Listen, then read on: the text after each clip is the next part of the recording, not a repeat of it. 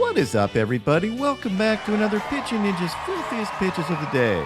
Remember, before we get to those pitches, hit that subscribe button. Join Ninja Nation. Be a part of the biggest and best daily baseball show on YouTube.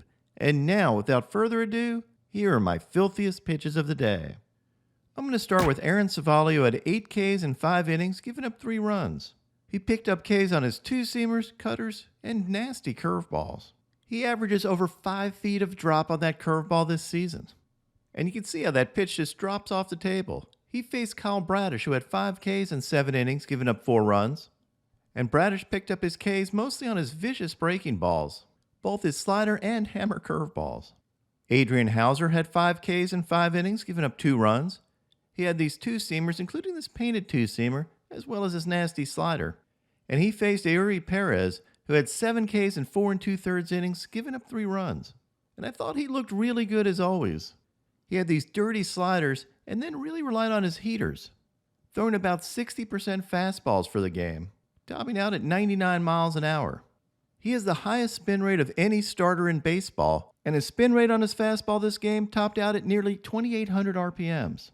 This causes his fastball to keep its plane really well, allowing him to pick up a bunch of whiffs. And he got his 100th strikeout of the year in this game. Clark Schmidt had 3 Ks in 5 1/3 innings. He got Ks on his painted cutter, his fastball, and got a sword on his sweeper. Michael King picked up 8 Ks in 4 2/3 innings, giving up 1 run. And to me, he's proved himself that he's got to be part of the Yankees starting pitching rotation next year. Just a permanent fixture. He's that good. He had this painted fastball, these nasty changeups that have been really good lately, as well as this sweeper that had 19 inches of break. Here's an overlay of his fastball and sweeper, and look how much break that sweeper has. It looks like that fastball and this absolutely takes off. Filthy stuff for Michael King, and he faced off against Tanner Houck, who was also really good with 7 strikeouts and 6 scoreless innings. Houck had this painted 95-mile-an-hour fastball, but his most effective pitch yesterday was his sliders. He picked up 13 whiffs on 26 swings on his slider for a 50% whiff rate. Good job, Math Ninja. He actually had back-to-back White Castle specials this game. That's something you don't see very often. In fact, his slider was so good that a bird mistook him for Randy Johnson and decided to make a suicide mission into one of his sliders, but was a little late. Kevin Gausman had 5 Ks in 4 2/3 innings, giving up 4 runs and 6 walks. He picked up Ks mostly on his fastballs. And those 6 walks? Well, let's just say Gausman was getting a little bit squeezed. Check out these paintballs. And yes, I was screaming at my screen, because I had Gausman for 7 Ks yesterday, and he only picked up 5 thanks to this ridiculously tight strike zone. The strike zone was so terrible that the normally chill Kevin Gausman dropped an F-bomb, and so did the normally chill Pitching Ninja. Gausman faced off against Nathan Eovaldi, who had 3 Ks in 3 1/3 innings, giving up 2 runs, and had this fastball, slider, and dirty splitter. Speaking of dirty splitters, Kenta Maeda had 8 Ks in 7 innings, giving up 2 runs. He had this slider for a sword, but his splitters this game were absolutely disgusting. Look at the drop on these things. It's like someone just turned on some super gravitational force and sucked these balls to the ground. Come on, Ninja, phrasing. But these splitters were truly disgusting. Here's a ridiculous overlay of Maeda's fastball and splitter. And look how these pitches start out in the same plane, and then that splitter just dives to the earth.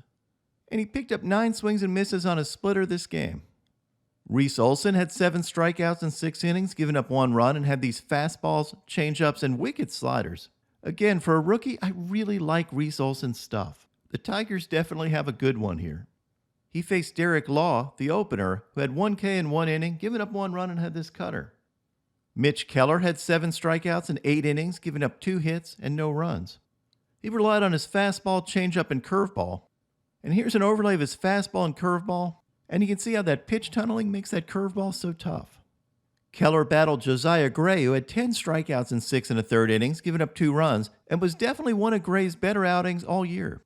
He picked up Ks on his cutters, sliders, curveballs, including this paintish one, as well as this backdoor sweeper. Merrill Kelly had 7 strikeouts in 5 innings, but gave up 7 runs, mostly because he imploded a bit in the 5th inning. But before that implosion, he picked up Ks on his 2-seamers, cutters, and changeups and got a sword. And he faced yesterday's filthiest starting pitcher of the day, Kodai Senga. Senga picked up Ks on his fastball, including this one that was way inside to Walker, causing Walker to ponder his life decisions. He also had this dirty cutter, but his pitch of the game was his ghost forks.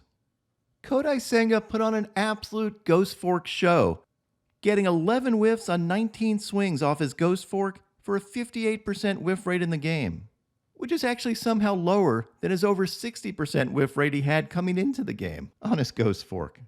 And hitters are slugging only 133 against his ghost fork this season. That is insane. But if you look at these things, you can see why. Here are a couple of overlays with his fastball that shows you just how tough that ghost fork is. As a hitter, you have to gear up to hit a mid to upper 90s fastball. And if you get that ghost fork, you're just totally f***ed. I also love Senga's competitiveness. He walked a hitter on his 102nd pitch of the game, walking the bases loaded, turns to the dugout and nods his head like, I got this. And spoiler alert, he did got this. Kodai Senga is now 4th in the majors in ERA, 5th in K per 9, and 6th in pitcher WAR. He's now the 3rd favorite in the NL for the Cy Young Award, and has got to get strong consideration for Rookie of the Year this year, right? Also, Senga's success has got to be driving up the value of Yoshinobu Yamamoto. Senga's shown how quickly a pitcher can come over from Japan and make a huge difference. It is going to be a flat-out bidding war for that dude. But that's a story for another day. Let's let Senga bathe in the glory of his Pitching Ninja filthiest starting pitcher of the day for yesterday. And because you're subscribed to this channel, here's Kodai Senga describing his ghost fork grip. Let's see the ghost fork grip.